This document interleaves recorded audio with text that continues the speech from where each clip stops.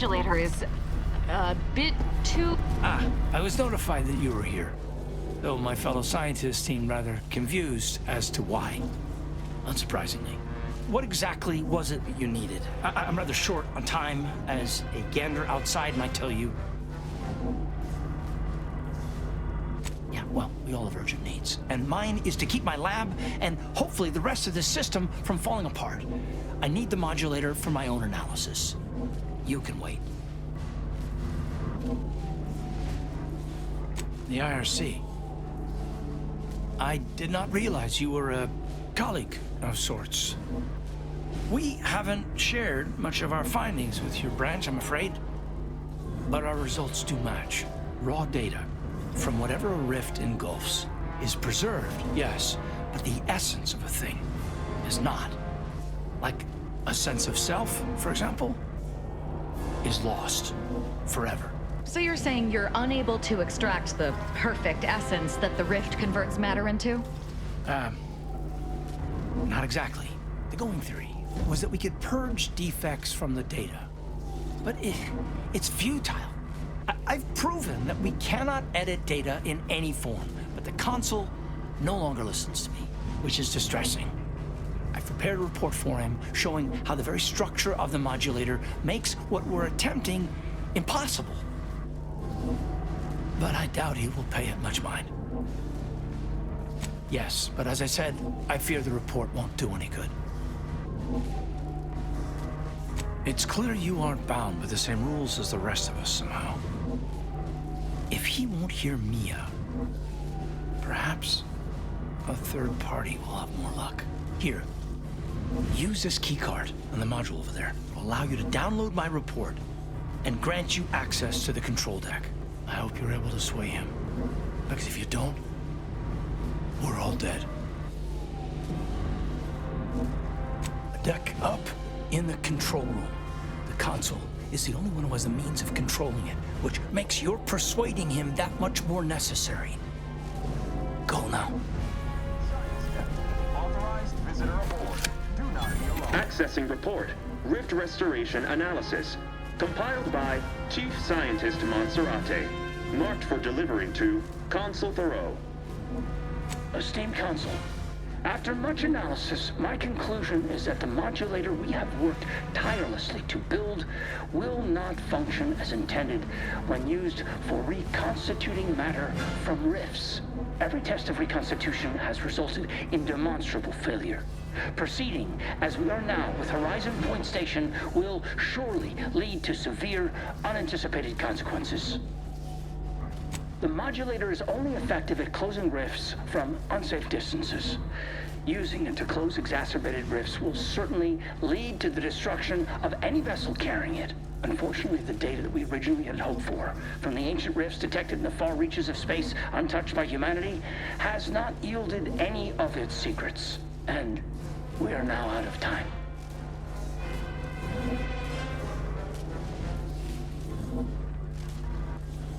All of our recent readings suggest that we're on the verge of losing control of this rift. I recommend diverting from our current plan before it is too late for Arcadia. I've included extensive notes and annotations appended to the modulator schematics to substantiate these conclusions. I know you will guide us wisely, my dear Consul.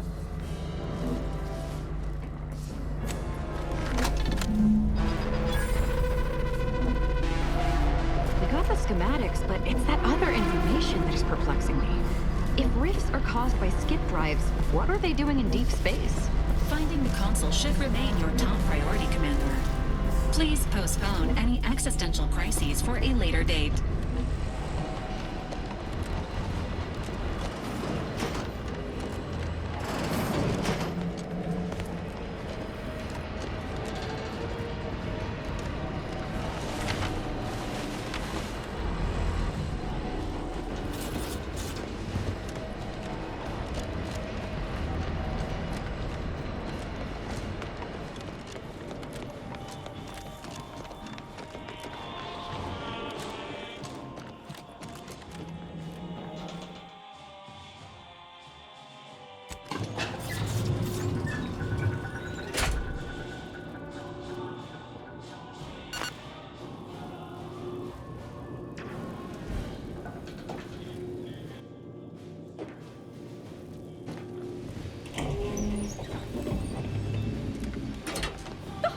you, here before me. Surprised you could outrun these new legs of mine. They're what everyone's going to be wearing next fall. Well, I'm here now. Where's the rift modulator?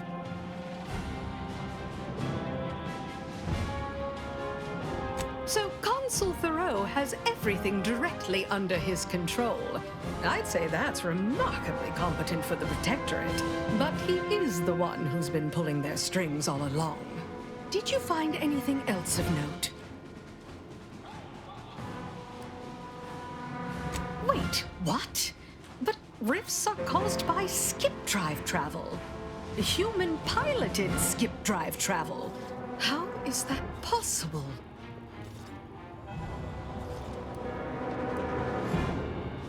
You're the one in the dark. I'm simply musing aloud. Much as I'm intrigued by the significance of all this, there's no time to dwell on it now. We need to confront the Consul. You might be savvy enough to talk him down, but his type requires a deft touch. You'll need to break him down brick by brick.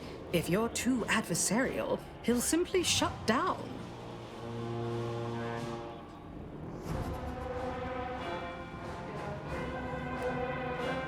Certainly. The doubt you cultivate up front will make him more susceptible to what comes after. And in case you aren't quite as sharp as you appear, be ready to fight. We didn't come all this way to negotiate. If he won't stand down, there are other ways, which I prefer, to be frank. I advise you to take this time to prepare and replenish supplies. See if you can snoop around and find a way to give yourself an advantage should these negotiations go south. And if you've anything else to say, say it now while you have the chance. I myself abhor unanswered questions and regrets.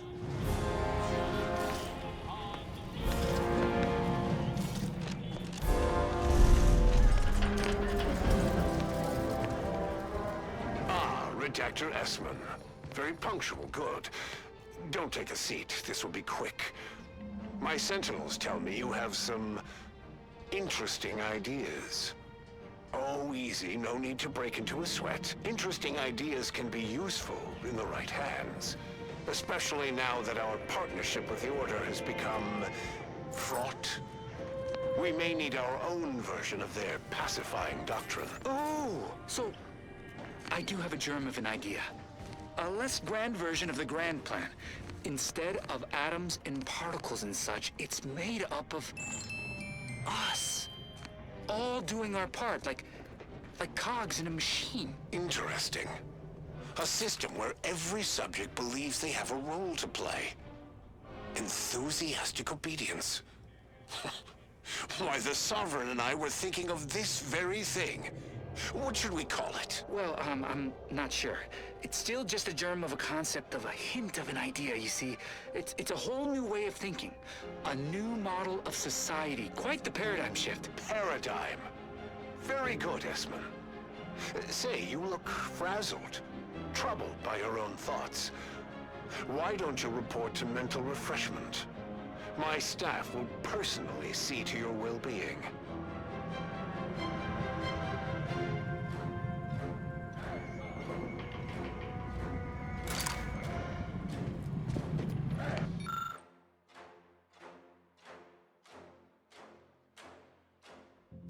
Power makes people think they're invincible. Sovereign found out the hard way that it does not.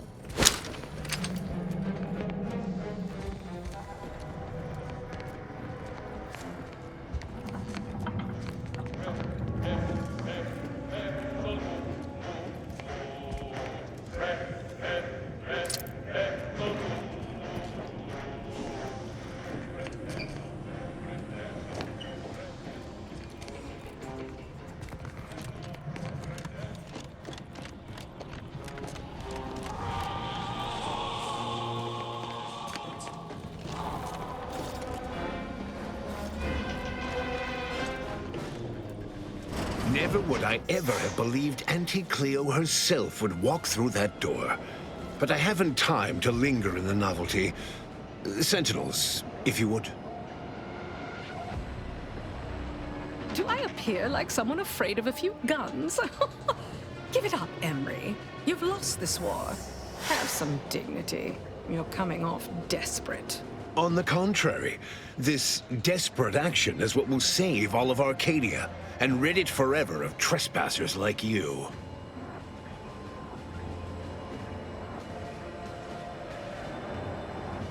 Such bravado is unbecoming when you can't make good on your promises, Commander.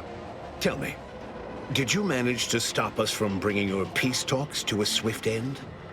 As I recall, Greater Tranquility was reduced to little more than mangled ruins in a single moment. Do you know how many bits our corporation lost when the delegation ships were destroyed? The savings from the deceased salaries hardly even make up for it. It was a modest success. I had hoped it'd hobble Auntie's choice in the Order once and for all, but it has proven to be a valuable lesson in patience. I was able to buy the time to enact the very plan before you. Though, judging from that vacant expression on your face, it would appear you've no idea what I intend. Very well. Once the rift destroys Arcadia, we shall edit the information stored within it and use the modulator to reshape our colony into its perfect form. Horizon Point's destruction all those years ago was a tragedy, yes, but without it, we might never have opened our eyes to our true purpose and the possibility of Arcadia's rebirth. When the Matriarch discovered the first skip drive, she set us on a course to elevate humanity. We're now writing our path, and I will do my part as the architect intended.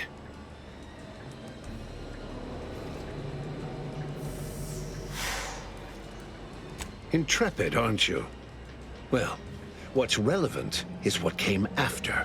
Our matriarch dissected this skip drive technology, learned its secrets, and enabled us to produce them en masse, which eventually led to the manifestation of rifts. But it was not until well after Horizon Point's untimely end that we understood the opportunity gifted us. The opportunity to reconstruct the colony in its perfect form. It is as the Grand Architect designed. And believe you me, I've no intention of letting you thwart our securing of a better future. One free of doubt and greed.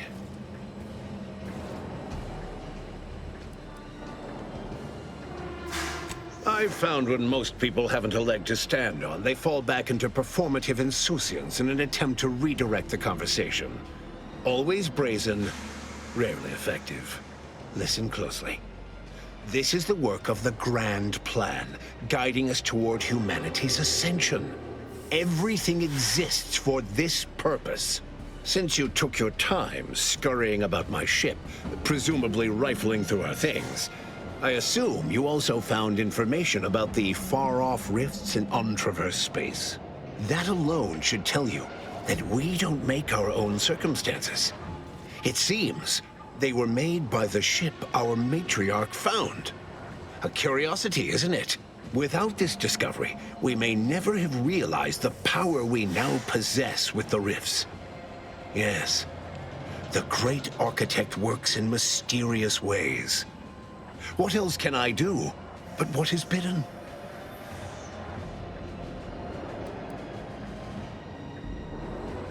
I'm unconcerned with the flesh. The mind is what's important.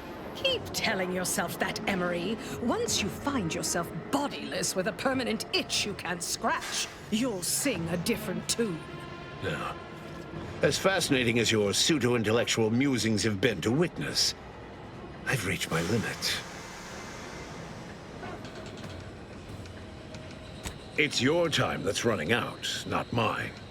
So go on, tell me all the ways I'm wrong. Better yet, tell the whole room how His Eminence, the Sovereign, was wrong. This was originally his plan, after all. I am merely a partner seeing it carried out.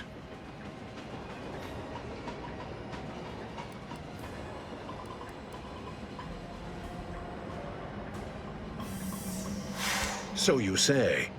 But you've yet to deliver any compelling evidence. Your science is 100 kinds of wrong. Worse, you willfully misinterpret what the data says about the rifts. And I can't wait to correct you. I am the chosen shepherd of Arcadia and will not be spoken to like this. I am only doing what I must to restore this colony to what our matriarch envisioned. Free of war, strife, heresy. You must know that you have little chance of swaying me. I will not be distracted from taking what is owed to us.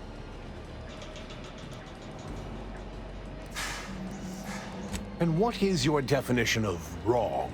Have you anything substantial to back such a claim? I see. Well, the man was always a cynic. I find that attitude can skew results even more than a thumb on the scale might. One data point means little. The Protectorate was clearly meant to harness this power. Nothing you claim can disprove everything that points to this reality. I will not be lectured by an outsider. It's just like the Earth Directorate, or any other interloper, to claim to better know the customs of those they invade. Certainly if you had your way, you would claim Arcadia as yours, and rewrite history to suit your own aims. No, Reuben would not have gone against her. He was a stalwart protector of Arcadia to the end. We could all see his devotion. If he even attempted to bastardize the Protectorate cause, then we will have undone all of the Matriarch's work.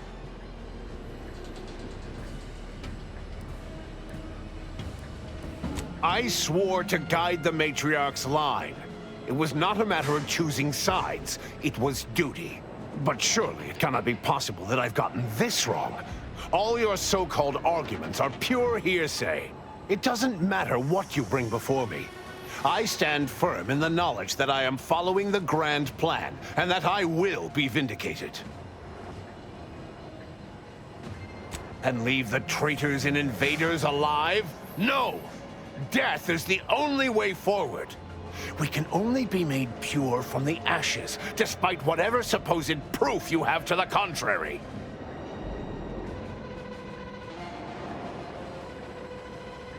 Claim? If you cannot see the truth of my devotion written plain, then now I see why you are against me so. But you are wrong about the risk. We are losing this war.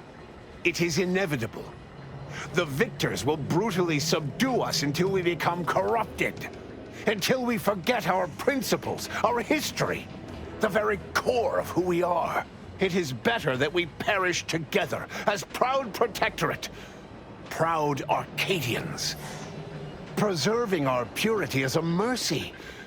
More than that, is it not love?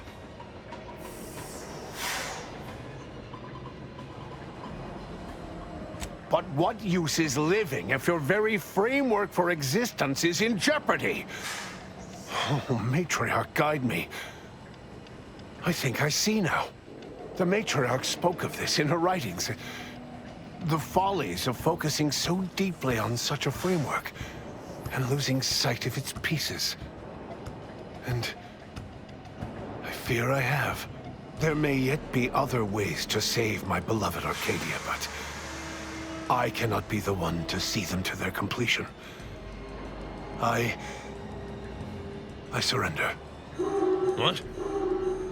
Oh, by the Matriarch. It seems we have a problem. The rift has... well, it has nearly destabilized completely. And the modulator cannot close it in its current state from a safe distance. Destruction of Arcadia is imminent. Architect, help us. There is. Though, given your tenacity in preventing bloodshed, I don't believe you'll appreciate it. A chance yet remains. We must bring the modulator as close to the rift as possible. However, when the rift folds in on itself, this ship and its operator will not survive. Looks like you're about to get everything you wanted. Condolences. I'm sure they'll build a nice statue in your honor. Oh, Emery, taking a page from Auntie's choice product testing, I see. We do try to avoid a consistent certainty of death, though. It's just bad business. Let me be clear. I am not placing this burden upon your shoulders. This This was my doing. And so it is my responsibility to set things right. I will give you time to vacate the ship. When you are clear, I will fly it into the rift myself. You are right. Arcadia will find its way without me.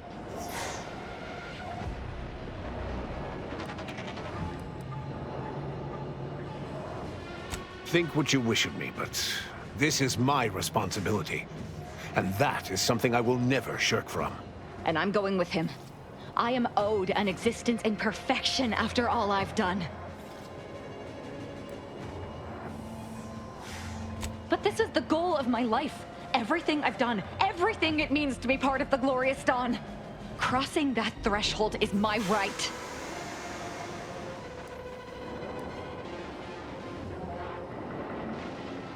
I won't forget this, Commander. Whatever's left of me on the other side will be forever grateful. You ready? No backing down now. And so I must contend with the beast of my own making. Now go. We will see this work done.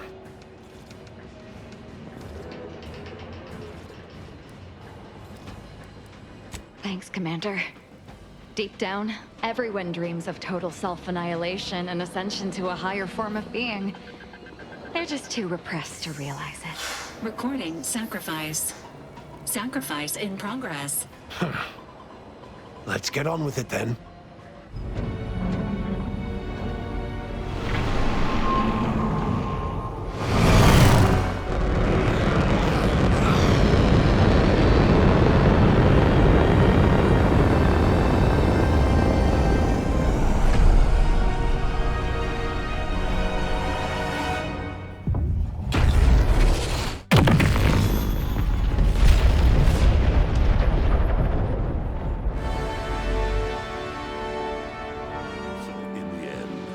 Consul was faced with the undeniable errors in his logic. He chose to save Arcadia by closing the rift himself. He died hoping his sacrifice might make up for the disastrous decisions he had made. Hazza, on the other hand, was beyond such pedestrian concerns of right and wrong. She was going to merge with perfection, and she couldn't have been happier. Thanks to the Commander's quick thinking in sparing it from the Vox Station's fiery crash, Paradise Island's Fairfield remained a profitable company town for Auntie's Choice. Vigilant Hogarth was declared a traitor to the Protectorate, along with most other Westport townsfolk. They were judged according to the paradigm, then sentenced to be executed until dead, forever tied to the city they could not protect. Auntie's Choice assumed control over the day-to-day workings of Matriarch's Mercy, the better to monitor their new colleagues in the Order. The monastery, however, returned to normal operation, tracking the clockwork of the grand plan. The monastery's abbot became a scapegoat for recent tragic events, having not detected Wiley's dastardly schemes. His superiors demoted him, mainly to show their corporatist allies that academics could keep their people in line too. Seer Wiley fled the Order and sought refuge in a backwater Arcadian town to contemplate his failings. As word of the ex-seer's arrival spread, people lined up for predictions. Forsaking the math that failed him, he offered obvious yet effective advice instead. Archivist Victor Clemens, having survived his encounter with the Commander and manipulation by De Vries, ended up working as a janitor for Auntie's Choice, living a life of menial simplicity.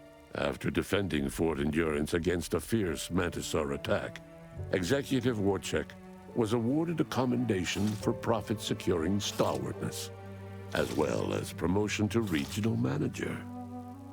He eventually passed peacefully in his sleep at the scientifically astounding age of 6. Having died at the peace talks, Augustine De Vries' treachery was never known to the Earth Directorate. She is forever remembered as the star agent who tragically went missing during her mission. Val continued to serve the commander of the Incognito faithfully, for many more years than should be possible. giving automechs like her everywhere a reputation as stable and reliable. As a result, more Valerie units were put into service, while fewer human agents were deployed into the field. As he rose through the Earth Directorate ranks, Niles pressed for a field directive to deploy the new Val units only when the situation posed significant risk. The policy reduced agent casualties by a significant margin. Oddly enough, in-office deaths increased by a not insignificant margin. After leaving the commander's crew, Inez became racked with guilt for never following up on the plea from her friend Ortiz. She tracked down the grafting lab too late. Everyone there was long dead. Disillusioned, Inez quit Auntie's Choice and became listless, unsure what to do with her life. Marisol quietly fumed over her unfinished business with Anaïs Bujold at Point Obviation. She eventually passed away in her sleep, alone and full of regret. With the modulator schematics shared as joint intellectual property, Auntie's Choice and the Order's partnership remained steady, despite the need for constant compromise. For a time, the Arcadia colony thrived. Auntie Cleo went through the motions of accommodating the Order, yet privately aspired to keep free trade anything but free. She began a new initiative. Any corporation or government that refused her trade conditions was promptly dealt with, either via takeover or strategic use of rifts. Auntie made her first public appearance in years, inspiring a fashion trend in bubble helmets. In no time at all, she won more public support than Ruth, which she sought to use as leverage when the time was right. Unable to acquire the chemicals needed for the process, Ruth Bassar nevertheless attempted to interface with the archive and died immediately. Her successor banned any future interfacing attempts and led the Order in a much more cautious direction, delaying their progress for at least a century. Adrift without firm leadership, Protectorate subjects struggled with post-war life. A small band of hardliners collaborated to preserve their society in the face of Arcadia's new leadership. When Sovereign Varric was discovered in mental refreshment, the Order and Auntie's Choice bickered over what to do with him. They ultimately decided to announce his death, while letting him live the rest of his addled days behind closed doors aboard the undisputed claim. Until one day, Amos stumbled upon the Sovereign's private quarters and freed him, rocking the colony with a brief scandal. Despite the recent tumultuous events in Arcadia, it was business as usual for Free Market Station. Sub Rosa continued to supply the colony in the wake of the commander's actions. Unable to die in their sacred rift after it was closed, the Glorious Dawn heeded a new calling, seeking the modulators needed to create new rifts, so that they could die in those instead. The rift compromise between the Order and Auntie's Choice led to prioritized assistance for the colonies that agreed to favorable trading terms. The so-called Auntie's Loyalty Program tripled the corporation's net worth.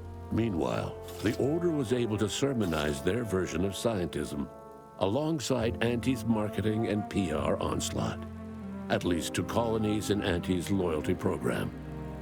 Many outside died because their rifts weren't closed in time. All of these events turned on the decisive actions of the Earth Directorate agent and their unique way of navigating Arcadia, its disparate factions, social complexities, ubiquitous product placement, and arsenal of absurdly satisfying weaponry. But through it all, and to this day, Earth has remained inexplicably dark.